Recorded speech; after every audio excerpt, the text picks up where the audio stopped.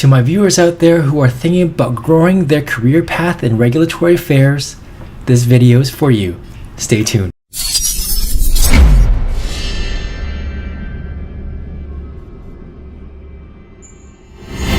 Hey guys, it's Brian back at you with another video where my goal is to mentor you to a rewarding career and to help you create a life you're proud of. And in that endeavor, I am going to answer a question I got in the comment section of one of my videos. This one is around career path growth in regulatory affairs. This comment question comes from a person by the name of Jing Zhu, and Jing says, "Hi Brian, I really like your suggestions and videos. It's very helpful for fresh graduates and young employees in this field, especially to hear from professionals like you. And thanks for dropping by and leaving your comment in there. Love to hear from you, Jing, as well as all the other people out there in the YouTube world. Thank you." Jing goes on to say, "I interviewed for a QA coordinator in 2016 at your company, and you were the hiring manager. Cool. Even though I didn't get the job, I had a very nice interview experience with you and the other lady. I knew I messed up some interview questions like, where do you see yourself in 3 to 5 years? Bracket, I remembered I said MBA with random reasons, end bracket, and I've spent quite a long time to understand the recipe of food metaphor." So I'm going to stop you right there, Jing. You know, it's easy for anyone in the interview process, the interviewee, to beat themselves up and to think back, oh, I should have said something else, or why did I say this? I will tell you right now that there are a plethora of reasons that are outside the interviewee's control. It could be a result of the business direction, it could be a result of the different candidates, it could be differences from the hiring manager, it could be differences in the team dynamics. All of these variables play a role in the hiring process, and all I'm saying here is that you can't beat yourself up all the time and think about, oh, what did I do wrong? I shouldn't have done this. If I could only rewind time and answer differently. There's no point doing that. You said what you said, and I'm pretty sure if the interviewer was a reasonable, good person, they wouldn't hold you to that one statement and decide not to hire you based on one thing. There's usually a plethora of reasons. I can only speak for myself, and that's typically the case. I can't speak for other interviewers, but in my experience, that's usually the case, the situation. So I just wanted to let you know that. So if you are beating yourself up over it, stop. Back to Jing's message. "Recently, I got a new job offer in a dietary supplement company as an RA position. Awesome. It's an entry-level position. Could you share your advice regarding how to develop the career path as an RA, or regulatory affairs? What qualities should a good RA have? Again, thank you, and always looking forward to your updates." So where do we start? I am going to give you advice tactically and strategically. Tactically being the things to do in the short term, and strategically things to do in the longer term. First of all, I'm going to answer in the context of the fact that you are in the dietary supplement industry, which I am very familiar with. But of course, it depends on what industry you want to get into: pharmaceutical, biologics, medical devices. There's a plethora of industries you can get into within the regulatory affairs world, but I'm going to answer you in the context of dietary supplements. So, number one, in the short term, definitely start to get yourself familiar with the regulations, but in the sense of government released guidance documents. These documents are easier to read. They give you a better overview of the regulation and the requirements without the heavy legal language. It's definitely a great place to start, and they usually have FAQs that answer the vast majority of questions out there in a very easy to understand answer. Once you've done that and you know the guidance documents relatively in and out, now you can start tackling the actual regulations. You can get yourself familiar with how to read the regulations. That's something that I would recommend that you do with either your hiring manager to help you train you into how to read those regulations, or sign up for actual official training.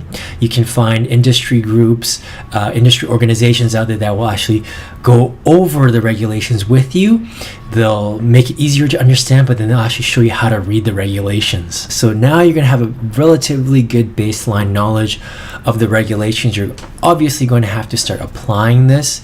Now, in the dietary supplement world, that typically means that you have to understand labeling regulations, marketing regulations, how to build your labels, your advertisements, your marketing material in a way that's compliant with the regulations. So that's your next move. How do you start applying the knowledge into the actual materials that your company makes? But from that exercise, what I really want you to start noticing or being more aware of is the company's level of risk. Some companies are more risk averse, while others are more risk taking. And it's really important for you to understand where your particular company fits. Some companies are small, they want to move quickly, they don't really worry too much about the regulations, or they're willing to take the punishment if they were to get caught, while other companies are more conservative on how they follow the rules. They follow the rules by the book, right? They dot their I's, cross their T's. So you want to know where you fall within that spectrum. Now, the other thing you need to do is you need to get a really good understanding of the current state within the scope of your duties. Assuming you are going to be reviewing labels, perhaps you're going to do some sort of registration of products, you need to understand what's been registered, how they've registered for these products, how successful they've been.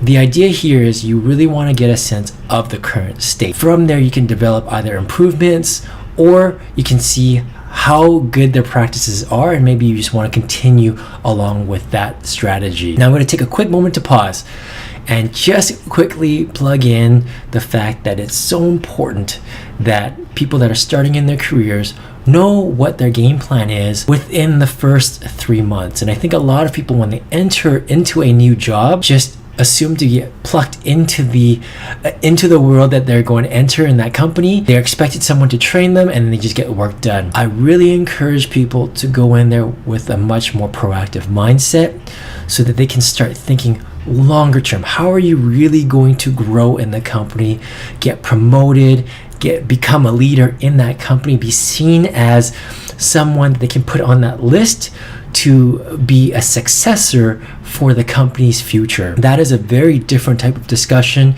This is the type of discussion I do coach my mentees and others on. If you are interested in this, let me know. I do have my products and services page. I do have a lot of live courses on there, and I also offer one-on-one sessions that talk exactly about this. So I do help many of the viewers, a lot of my coaches and mentees on this exact topic. If you are interested in doing this, check out my products and services page. All right, so let's get back into it. The very last tip for regulatory affairs people that really want to grow their career path in that stream and really excel in that company, the big takeaway is obviously, yes, you need to know the regulations inside and out. For the most part, of course, you can always refer to the guidances and to the regulations later. You don't have to know everything on the spot in that moment, but having a good depth of knowledge is obviously very important.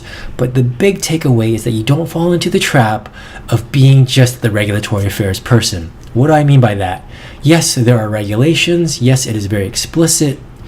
But it is also very easy for the regulatory affairs person to just say, no, can't do it. Regulations don't say can't do it. Here's what the regulations say, you can only do this. You don't want to be that person. You really want to be more flexible, more business agile, and that means taking a no but approach. When I say no but, that means no, you can't do this, but you can do that. Or here are the risks if you do it this way. Here are the risks if you do it the other way. You want to give your employer, you want to give the business plenty of options, and you want to give them an understanding of the risks should they want to take a different path than what the regulations say. So it's really important for you to do that. It shows that you're agile. It shows that you are business minded.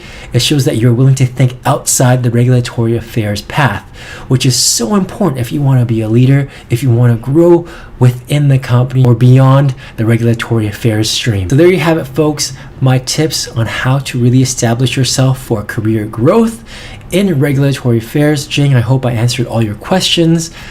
If you enjoyed this video, please hit that subscribe button. Don't forget to hit that bell icon. If you ever want to work with me personally, go to my website, oneonone-mentoring.com. Like I said, I've got a plethora of live one-on-one courses from a variety of topics where we talk about resume writing, cover letter writing. We even go through how to speak or how to present yourself professionally, communication skills, leadership, the list goes on. These are very focused working sessions that I have with each of you. And of course, my passion is to help you guys. Even if you can't afford my sessions, that's quite all right. I offer free mentoring advice. Go to my website, 101mentoring.com. There's a submit your question link there, and you can just fire off your questions and I'll answer them in a future video just like this one. So there you guys have it. I hope you enjoyed today's video. Thank you so much for watching, and I'll see you next time. Cheers.